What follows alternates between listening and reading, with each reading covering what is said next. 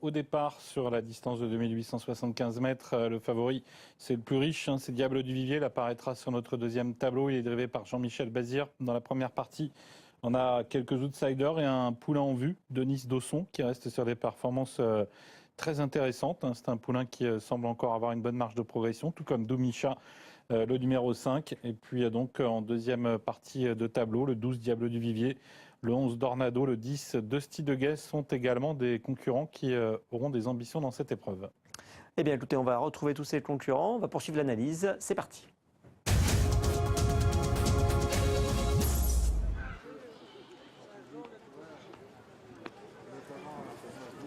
Voilà, avec les poulains qui, pour les premiers d'entre eux, arrivent en piste. Avec Docard du Dijon, numéro 9, qui est le premier, donc se présente à nous. Et nous allons écouter Stéphane qui va nous parler du numéro 6, Diegonnet. Du 6 et du 9, tiens, Diegonnet, c'est un cheval qui, il y a 2 mois de cela, a été malade. Voilà pourquoi il a été arrêté quasiment pendant 2 mois. On avait eu l'information il y a 2 courses de cela et puis il a pas mal couru. La dernière fois, il est sur le chemin du renouveau par rapport à sa petite maladie. Rien de bien grave, mais en tout cas, ça l'a tenu éloigné de la compétition.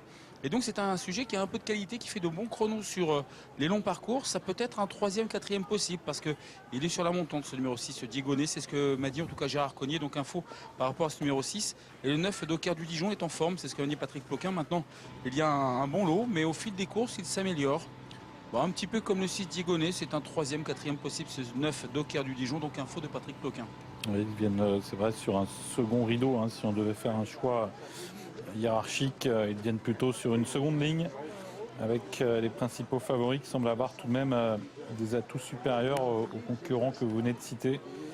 On va apercevoir dans quelques instants, je pense, Diable du Vivier. Alors qu'on s'affaire beaucoup au niveau de la piste. Piste qui est réputée dans l'ouest de la France, celle de Mêlée-du-Maine. On a ici Dil de Jap, le numéro 1.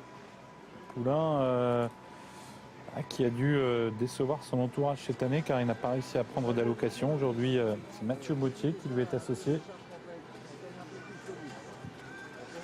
On a ici le 2 Dreammaker, Mathieu Fribault qui drive pour Daniel Bétoir. Dreammaker qui avait montré un peu de qualité l'an passé, qui n'a couru que 2 fois cette année, Stéphane. Oui, mais regardez bien ses prestations. Moi, je l'aime bien, ce Dreammaker, sur les petites distances, 2003, 2100, 2004. Là, c'est quand même un 2008. Mais Mathieu Fribault m'a dit qu'il revient bien en ce moment. Donc, c'est un sniper, hein, c'est-à-dire qu'il va attendre au maximum et venir à la fin.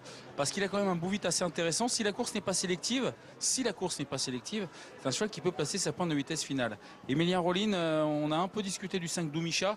Il faut absolument qu'il soit détendu dans un parcours, hein, ce Doumicha. Il aurait tendance de temps en temps à tirer un tout petit peu trop. Donc s'il est décontracté, qu'il a un bon parcours, c'est une toute première chance, mais il faudra qu'il soit décontracté, ce 5 Doumicha. Oui, qui est un cheval qui a montré les moyens. Fils de Rocklin, entraîné par Philippe Moulin. Il reste sur 2 victoires sur des pistes en herbe. 2 victoires qui faisaient suite à des performances en demi-teinte. Donc c'est un poulain qui est peut-être sur la bonne voie. On voit ici Doumicha, qui reste donc l'un des favoris de la course. Autre poulain en vue, Stéphane, c'est le 11 Dornado. Ouais, la dernière fois, il a fait son mea culpa, Christophe Gallier. J'ai fait beaucoup trop fort pendant un tour. Voilà pourquoi le cheval a faibli à la fin. C'était très bien lors de son avant-dernière sortie. En plus de ça, il se sentait, moi j'avais discuté avec Christophe Gallier, qu'il était de plus en plus détendu dans un parcours.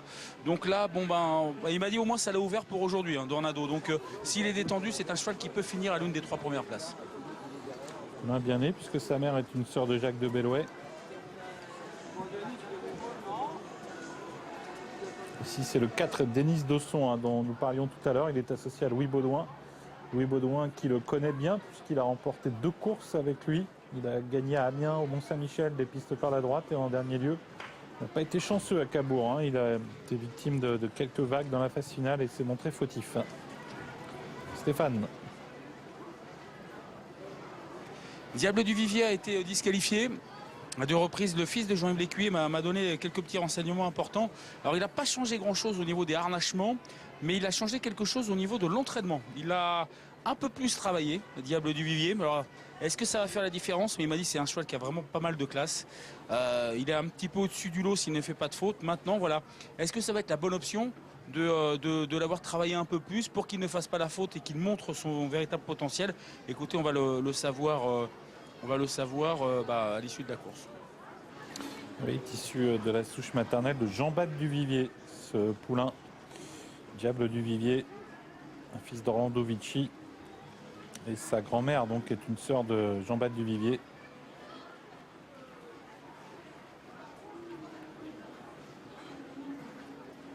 Ici c'est Loïc Guinoiseau qui est associé à Diablo Léman, le numéro 7. Un poulain qui est honnête, hein, qui progresse, qui s'assagit. Et Diable du Vivier, le favori qui vient de déborder là. On sent quand même une différence entre les deux, même si... non, c'était Diegonnet hein, qui était débordé par Diable du Vivier. Même si Diegonnet était ralenti par Sandriver, on sentait que Diable du Vivier tout de même dégageait quelque chose de plus plaisant au moment où il l'a débordé. Stéphane. Oui, je suis avec Antoine Marion, l'homme de confiance de Stéphane Michel, l'homme de la Méniane. Stéphane Michel est à Châtelaillon, malheureux tout à l'heure avec Berlingot, 5e en mur et vivant.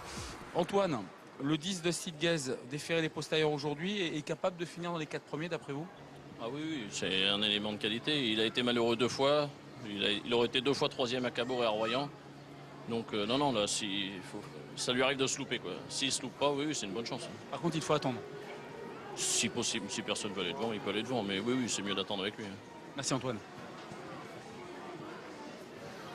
Voilà pour Dusty de Gaze, le numéro 10 qui est très en vue, 6,60 € pour sa cote. Stéphane.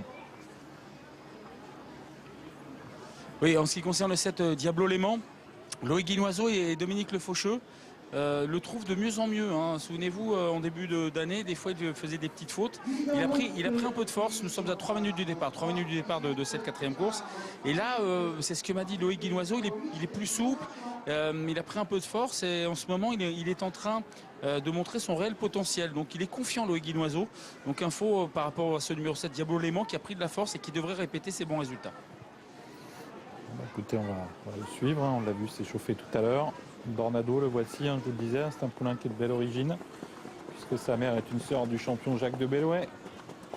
Christophe Gallier veillait à la destinée de Jacques de Bellouet. Il y a d'ailleurs quelques chevaux sous son entraînement qui sont issus de la même souche et Dornado en fait partie. Dornado qui est un fils de Flash de Cossé et donc d'une sœur utérine du champion Jacques de Bellouet. On a vu un beau canter du favori Diable du Vivier qui je trouve a été très rassurant, qui à mon avis a conforté dans leur idée les parieurs qui désiraient lui faire confiance. Tout se passait bien, il était bien détendu, bien souple, très efficace dans son allure. Dusty Gaze est un peu plus emprunté je trouve au niveau de son canter d'essai.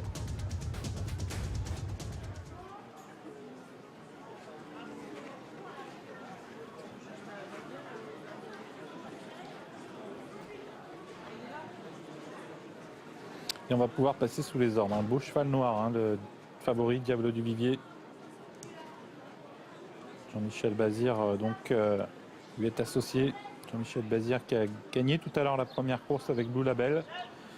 Et qui va tenter la passe de 2 en tant que driver avec Diable du Vivier.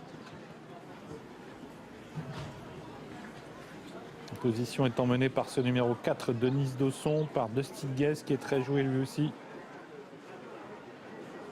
Doumicha fait partie des favoris, le numéro 5. Les favoris attendus, hein, il n'y a pas de surprise au niveau des cotes.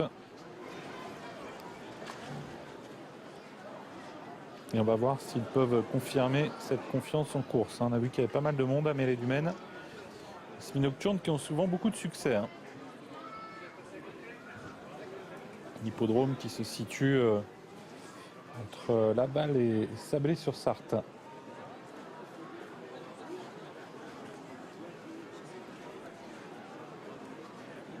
Et on volte avec Jean-Michel Bazir qui cherche à prendre un bon départ avec Diable du Vivier. Il est bien parti. Dornado également est bien parti.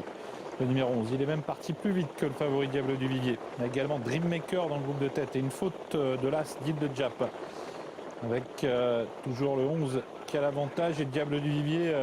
Il a dû commettre une faute Diable du Vivier car il a disparu de l'écran et il revient se positionner. On a Dornado en tête en deuxième position, Dreammaker. Diable du Vivier qui revient maintenant à l'extérieur, suivi par Dusty Deguez avec Doumicha qui vient quant à lui 5e dans un peloton qui s'est pas mal étiré en longueur. Là, c'est le 4 sont disqualifiés. Denis Dosson, l'un des favoris, donc disqualifié. Et le numéro 11, Dornado également, qui est dans le groupe de tête. Et là, c'est plutôt Guide de Jeep qui a été disqualifié tout à l'heure. Diable du Vivier en tête dans le premier tournant. C'est le grand favori de la course. Dornado est deuxième à plusieurs longueurs. Il y a Dreammaker, le numéro 2, c'est la casaque blanche. Devant Dusty Deguez, lui-même devant Docard du Dijon, ainsi que Décor du Surf. Doumicha est à l'arrière du peloton, à l'image de Diablo Léman. Diable du Vivier qui déroule en tête, Jean-Michel Bazir qui le laisse dérouler son action et qui possède donc plusieurs longueurs d'avance sur le numéro 11 Dornado, lui-même suivi à plusieurs longueurs par Dreammaker, par également le numéro 10, c'est Dusty Deguez, devant le 9 Docard du Dijon. Et puis en dehors, plusieurs concurrents qui tentent de faire mouvement. C'est le cas de Décor du Surf, le numéro 3, une casaque verte, qui tente de refaire un peu de terrain. Il va rester un peu plus d'un tour de piste à effectuer. Diable du Vivier est en tête. Dornado est deuxième. Tous les deux sont toujours détachés. Le numéro 2, Dreammaker, suivi par Dusty Deguez. Un tour de piste à effectuer. Diable du Vivier en tête. Dornado est deuxième.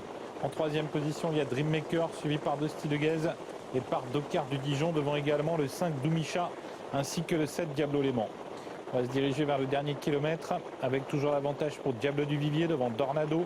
À plusieurs longueurs, il y a toujours Dreammaker, Dusty Deguez devant le 9, Docard du Dijon, suivi par Doumicha, par également Diablo Léman, ainsi que Diegonnet qui est à l'arrière du peloton avec Décor du Surf. Début de la ligne d'en face, avec Diable du Vivier toujours en tête. En deuxième position, c'est Dornado. À plusieurs longueurs, il y a Dreammaker avec également Diablo Léman à la corde de Dusty Deguez. Les positions n'ont pas varié depuis pratiquement le départ. Et Diable du Vivier semble réaccélérer. Est-ce que Dornado va pouvoir rester à son contact? Pour l'instant, ça semble un peu délicat. Car Diable du Vivier semble avoir légèrement décramponné celui qui le marque depuis le début de course, en l'occurrence Dornado, qui reste néanmoins seul en deuxième position. Tournant final, Diable du Vivier est en train de faire la différence, semble-t-il, car Dornado n'arrive pas à rester à son contact. En retrait, il y a Diablo Léman, il y a Diegonnet et il y a également le 5 Doumicha. Bientôt les 500 derniers mètres pour le grand favori Diable du Vivier qui est seul en tête. En deuxième position, il y a Dornado, suivi à plusieurs longueurs par Diegonnet, par à la corde Diablo Léman, et puis également un peu plus en dehors le 5 Doumicha. Sortie du tournant, Diable du Vivier toujours seul en tête. Dornado qui est deuxième mais très sollicité. Diegonnet a encore sa chance peut-être pour la deuxième place. Et Doumicha tente également de refaire du terrain devant Dusty Deguez. Ligne d'arrivée pour Diable du Vivier seul en tête. Diable du Vivier détaché de Dornado, suivi par le numéro 6 Diegonnet. En dehors, Dusty Deguez refait du terrain avec également au centre Doumicha.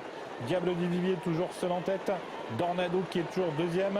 Et en retrait, il y a toujours Diegonnet puis Dusty Deguez qui termine bien à l'extérieur avec Diable du Vivier qui ne rencontre aucune opposition. Il s'impose sans aucun problème. Dornado prend la deuxième place. Et la troisième place arrachée par Dusty Deguez, le numéro 10 devant Diegonnet. Sébastien, je peux vous dire que en direct, ça a donné une impression de vitesse et de tenue.